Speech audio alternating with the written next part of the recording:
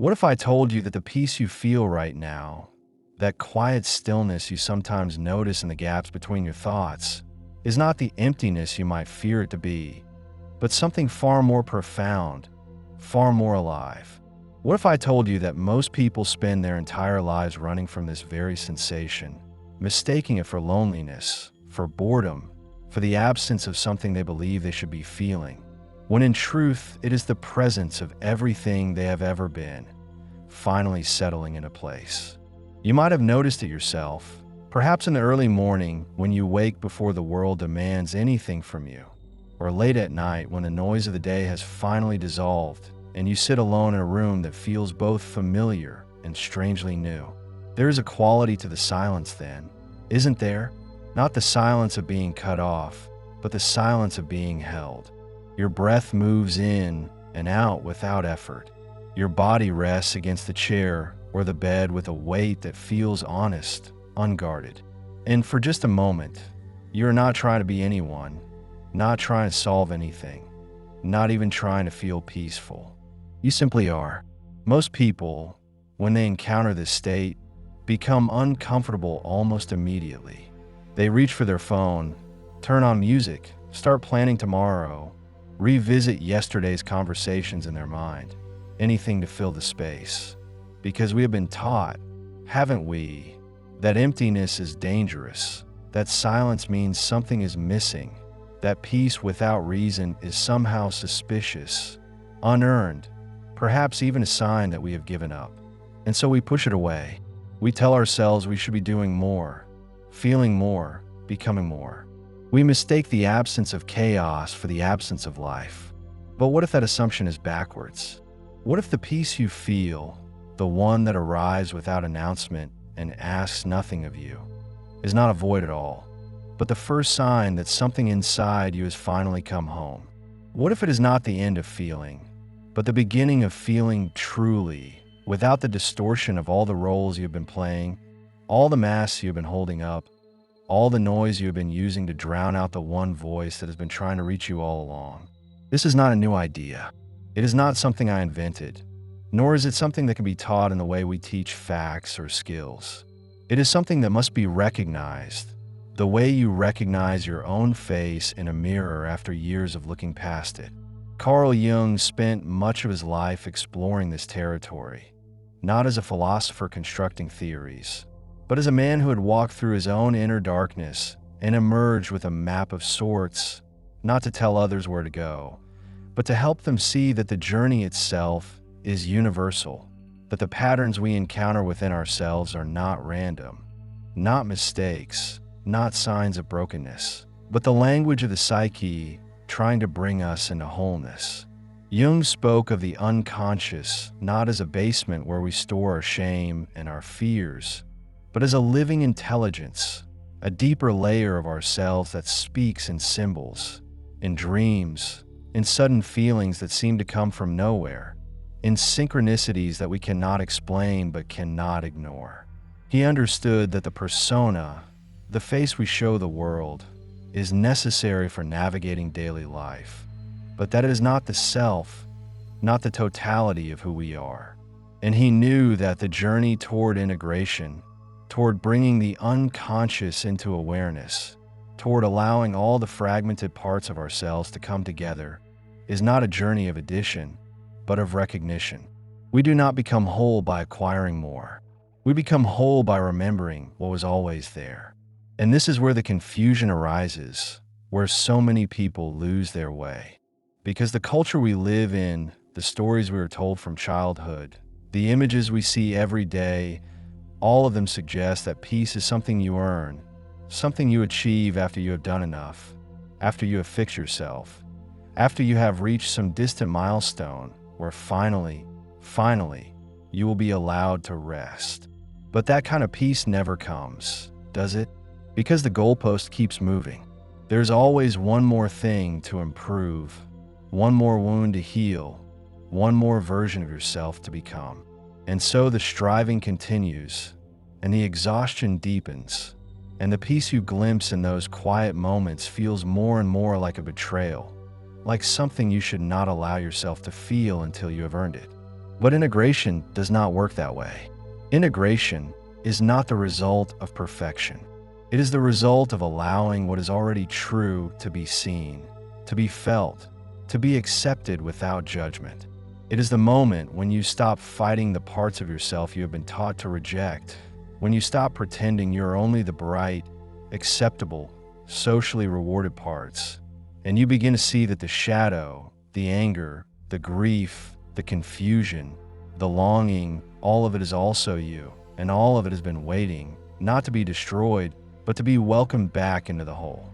In this video, I will share with you 7 signs, 7 inner shifts that indicate this process of integration is already happening inside you, even if you have not named it yet, even if you have been dismissing it as nothing, as emptiness, as a lack of motivation or passion or drive. I will walk you through the lived experience of each sign, not as a checklist, but as a mirror, so that you might see your own life reflected back to you in a way that makes sense, in a way that allows you to stop doubting yourself, stop wondering if something is wrong with you, and begin to understand that what you're feeling is not the end of something, but the beginning of something far more real. You may find that as we move through these signs, certain memories rise to the surface, certain moments from the past few months or years that you had not thought much about, that seemed insignificant at the time, but now, in this light, take on a different meaning. You may realize that what felt like withdrawal was actually discernment, that what felt like apathy was actually clarity, that what felt like loss was actually release. And if that happens, if something inside you begins to shift as you listen, do not rush past it. Let be. Let unfold. This is not a race. This is a recognition. The first sign is this. You stop feeling the need to explain yourself to people who are not truly listening. This is not about becoming cold or distant. It is not about shutting people out or deciding that no one understands you. It is quieter than that, more subtle. You're sitting with someone, maybe a friend, maybe a family member, and they ask you a question about your life, about why you made a certain choice, why you're not doing what you used to do, why you seem different. And you open your mouth to answer, and then something happens. You pause. You feel the familiar urge to justify, to explain in detail, to make them see, to convince them that you're still okay, still on track, still the person they expect you to be. But this time, the urge does not carry the same weight. This time, you notice it, and you choose not to follow it. You might say something simple instead, something true, but not elaborate. You might say, I'm just taking things slowly right now, or I'm figuring it out. And then you stop. You do not fill the silence with reassurances. You do not perform certainty to make them comfortable. You let the answer stand as it is, incomplete, unpolished, and you notice that the discomfort you feel is not coming from within you, but from the space between you and them, from their need for you to be a certain way, to fit a certain narrative. And you realize, maybe for the first time, that their need is not your responsibility. This is a profound shift, though it may not feel dramatic. For most of your life, you've been translating yourself, haven't you? Taking your inner experience and converting it into language that others can accept, that will not upset them, that will not make them worry or judge or pull away. You've been managing their perception of you, sometimes consciously, often not, because that is what we are taught to do. We are taught that connection means agreement, that love means being understood in the way we want to be understood, that if we cannot make someone see us clearly, then we have failed somehow. But integration brings a different understanding. It brings the recognition that you cannot control how others perceive you, and more importantly, that you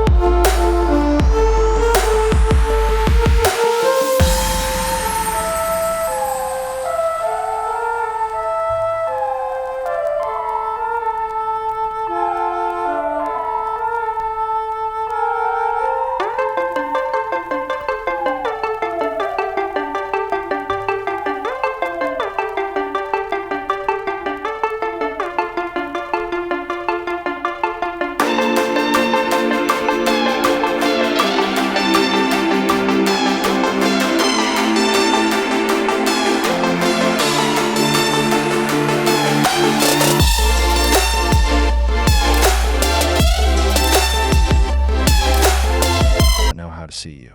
And underneath all of that, underneath the roles and the masks and the stories, there is something quiet and steady and true. There is the self, the one Jung spoke of, the center that was always there, waiting, patient, holding space for you to come home. And the peace you feel now, the peace that scared you at first because it felt like emptiness, is actually the peace of finally arriving, of finally being in the same room as yourself, no longer split, no longer performing, no longer running. The fourth sign is that you become deeply aware of your body in a way you were not before, not as an object to be controlled or improved, but as a source of knowing, as a voice that has been speaking to you all along. For so long, you live in your head, didn't you? You thought your way through life, analyzed, planned, tried to figure everything out before you moved. And your body was just the thing that carried your head around, the thing that got tired or hungry or tense, the thing you ignored until it demanded attention through pain or illness.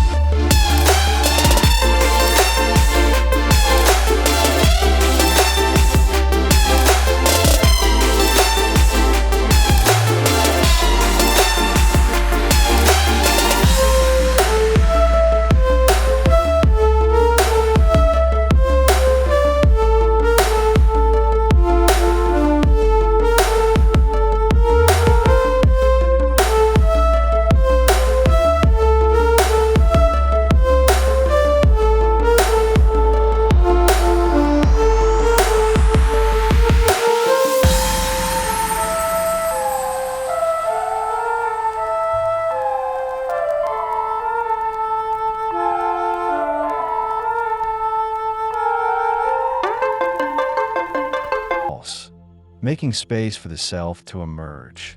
And the peace you feel in this simplicity is not the peace of having arrived, but the peace of finally being on the right path, of finally moving in alignment with who you actually are. The seventh sign is that you begin to trust the process of your own unfolding, even when you cannot see where it is leading. This is perhaps the deepest shift, the one that indicates integration is not just beginning, but taking root. You stop needing to know the outcome before you take the step. You stop needing to have it all figured out. You stop waiting for certainty, for permission, for the perfect moment, and you start to move with a different kind of knowing, one that comes not from the mind, but from somewhere deeper, somewhere that does not speak in words, but in feelings, in intuitions, in synchronicities that you cannot explain, but cannot ignore. You begin to notice that life is speaking to you, not through grand signs or dramatic interventions, but through small moments, through the book that falls off the shelf, through the conversation that happens at exactly the right time, through the dream that stays with you for days. And instead of dismissing these moments as coincidence, you begin to see them as part of a larger pattern, a larger intelligence that is guiding you, not from the outside, but from within, from the unconscious that is always working, always moving you toward wholeness, even when your conscious mind is confused or afraid. Jung called this synchronicity, the meaningful coincidence, the moment when the inner world and the outer world align in a way that cannot be explained by cause and effect, but only by meaning. And as integration deepens, as the conscious and the unconscious begin to communicate more freely, synchronicities become more frequent, more undeniable. You stop questioning them. You stop trying to rationalize them.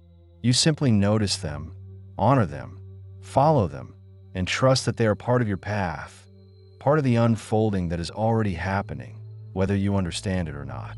This trust is not blind faith. It is not about giving up your agency or pretending you do not have choices. It is about recognizing that you are not in control of everything, that there is a wisdom at work in your life that is larger than your ego, larger than your plans, and that your job is not to force, not to manipulate, not to make it all happen, but to listen, to respond, to participate in the dance between your will and the will of the self, between your intention and the intelligence of the unconscious. And as you learn to trust this process, as you learn to move with it rather than against it, you begin to feel a peace that is not dependent on circumstances, not dependent on having it all figured out, not dependent on external validation or success. It is a peace that comes from knowing that you are exactly where you need to be, that every experience, every challenge, every moment of confusion or doubt is part of the integration, part of the process of becoming whole. And that peace, that deep, unshakable peace, is not emptiness. It is fullness. It is the presence of the self, finally recognized, finally welcomed, finally home.